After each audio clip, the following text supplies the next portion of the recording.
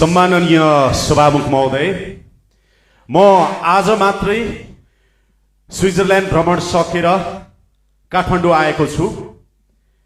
स्विजरल्यान्डमा saint ग्यालेन सिम्पोजियममा म स्पिकरको रूपमा र प्यानलिस्टको रूपमा गएको थिएँ र जसको पूर्व जानकारी सम्माननीय सभामुखज्यूलाई लिखित रूपमा दिएर र मेरो पार्टीका श्रद्धेय सभापति रवि लामिछानेज्यूलाई लिखित रूपमा जानकारी गराएर र परराष्ट्र मन्त्रीज्यूलाई पनि जानकारी गराएर म गएको थिएँ र म गएको भोलिपल्ट नै वैशाख 23 गते सम्माननीय सभामुख महोदय एउटा राजधानी दैनिक नामक पत्रिकाले पूर्व संचार मन्त्री स्विजरल्यान्ड सुटुक्क भागे अनुसन्धानको घेरामा पर्ने डरले भनेर समाचार लेखेको रहेछ। त्यसप्रति मेरो गहिरो खेद र दुःख व्यक्त गर्न चाहन्छु।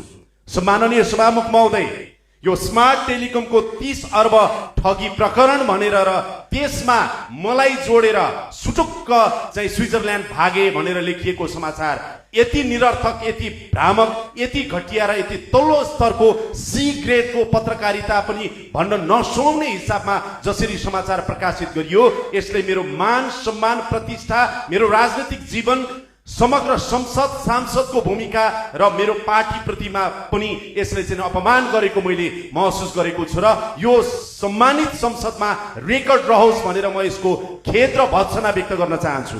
म चुनौती दिन चाहन्छु। स्मार्ट टेलिकम प्रकरणमा मैले सम्माननीय सभामुख महोदय एउटा मिटिङ, एउटा फाइल ल्याउने, एउटा फाइल अगाडि बढाउने, एउटा फाइल पारित गर्ने मन्त्रालयका अथवा सम्बद्ध कुनै पनि निकायसँग मैले एउटा मिटिङ मात्रै पनि गरेको रहेछ भने स्मार्ट टेलिकमको सन्दर्भमा घोटालाको त परै जाओस्, मिटिङ मात्रै गरेको रहेछ भने पनि मेरो सम्पूर्ण राजनीतिक जीवनबाट म सधैँका लागि बिदा लिन तयार हुन्छु। तर प्रचार र झुटो चाहिँ एउटा लान्छना लगाउने हिसाबमा सस्तो र सी ग्रेडको पत्रकारिता, डी ग्रेडको पत्रकारिता गर्ने नाममा कसैको व्यक्तिगत स्वाभिमानमाथि कसैले यसरी चुनौती दिन्छ भने आज सम्मानित सदन मार्फत म त्यो पत्रिकाका चाहिँ ओनरहरू, त्यसका सम्पादक र जो सम्बद्ध छन् उनीहरूलाई खुला रूपमा चुनौती दिन चाहन्छु कि यो प्रमाणित गर्न सक्दैनौ भने पत्रकारिताको जीवनबाट तिम्रो पत्रिका बन्द गर्न सक्ने तिमीसँग हिम्मत छ?